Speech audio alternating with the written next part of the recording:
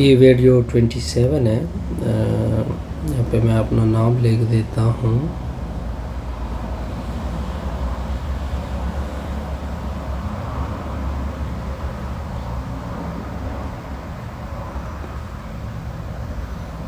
Okay, अब हमने कुछ रिज़ल्ट निकालने हैं, जो कि मैंने आपको बताया था कि आई क्रॉस आई का रिज़ल्ट क्या होता है, 0 होता है। आई क्रॉस आई का मतलब होता है कि वेक्टर के ऊपर वेक्टर ऊपर जा रहा है। इसका मतलब है कि वेक्टर पैरेलल होंगे, तो हम थीटा की वैल्यू क्या यूज़ करेंगे, 0 डिग्री। अब आपको पता है कि A vector cross B vector ये इक्वल होगा A magnitude B magnitude sine of theta dot N unit vector. तो आई क्रॉस आई होगा आई मैग्नीट्यूड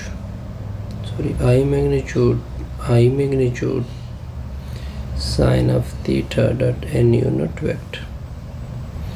आप थीटा की जगह आप यूज़ करोगे 0 डिग्री। ओके, देखिए sine of theta in sine of 0। देखिए ये एन यूनिट वेक्टर, यहाँ पे इस वेक्टर के साथ कौन कौन से वेक्टर परपेंडिकुलर है, जे और के।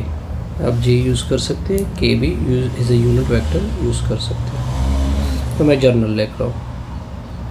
आपको पता है कि साइन 0 किसकी इक्वल होगा, 0 के, तो पूरा टर्म क्या हो जाएगा, 0।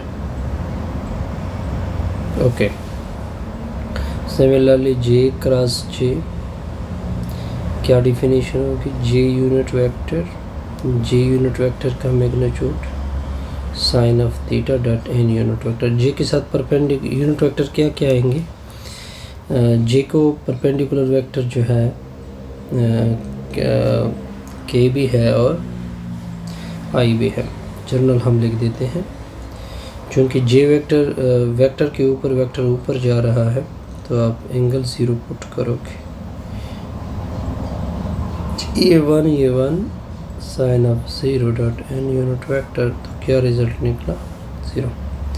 सिमिलरली के यूनिट वेक्टर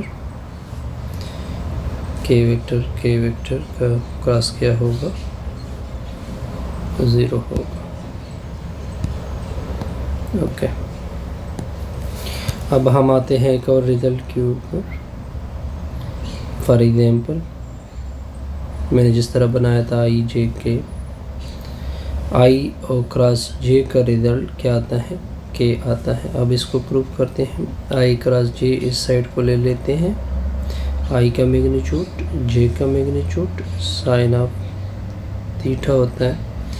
अब देखिए इस वेक्टर के लिए परपेंडिकुलर वेक्टर क्या होता है, के यूनिट वेक्टर होता है। अब देखिए दोनों में एंगल, आई और जे में एंगल कितनी बनती है, 90। तो आई क्रॉस जे इससे 1 साइन ऑफ 90 डॉट के यूनिट वेक्टर। आई क्रॉस जे इससे क्या निकला, 1, ठीक हो गया।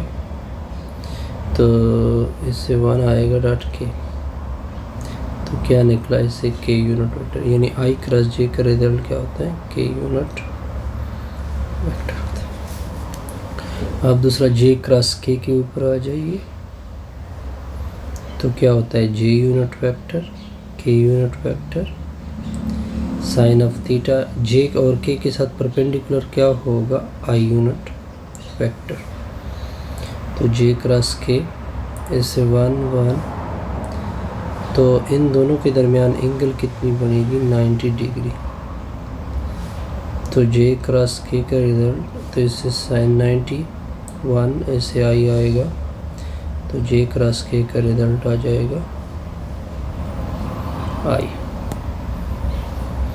अब आते हैं के क्रॉस आई की तरफ, क्या होगा, K magnitude I magnitude sine of theta, K और आई के साथ परपेंडिकुलर जे यूनिट वेक्टर।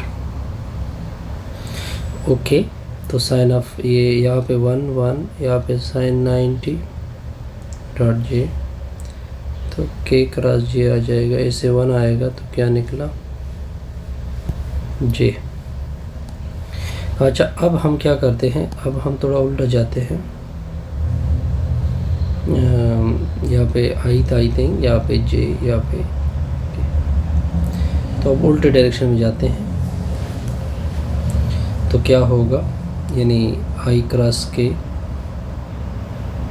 तो आई मैग्नीट्यूड, जे मैग्नीट्यूड और साइन ऑफ थीटा डॉट क्या परपेंडिकुलर होगा, जे यूनिट वेक्टर।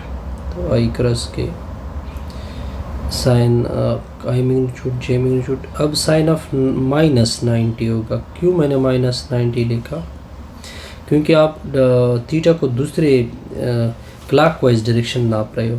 तो साइन ऑफ माइनस बीटा आपको याद होना चाहिए, माइनस साइन बीटा होता है। तो आई क्रॉस के, इसका 1 तो माइनस बाहर आएगा, माइनस जे। ओके हो गया। अब के क्रॉस जे का देखते हैं कि क्या निकलता है। K magnitude J magnitude, sine of कितना होगा, इन दोनों के दरमियान तो 90 डिग्री है, लेकिन दूसरे एंटी क्लॉकवाइज डायरेक्शन है तो -90। और साइड पे क्या आएगा, आई मैग्नीट्यूड। तो के क्रॉस जे का, इससे 1 ओके, इससे माइनस साइन 90 का क्या है, 1 आएगा, तो इससे आएगा आई। तो के क्रॉस जे का क्या निकलेगा, माइनस आई। अब दूसरे तरफ देखिए, J cross I, J magnitude I magnitude, sine of -90 क्योंकि क्लॉकवाइज जा रहे हो। और क्या होगा, के मैग्नीट्यूड। तो जे क्रॉस आई का रिजल्ट आएगा, इसे 1 माइनस के। ये रिजल्ट था हमारा।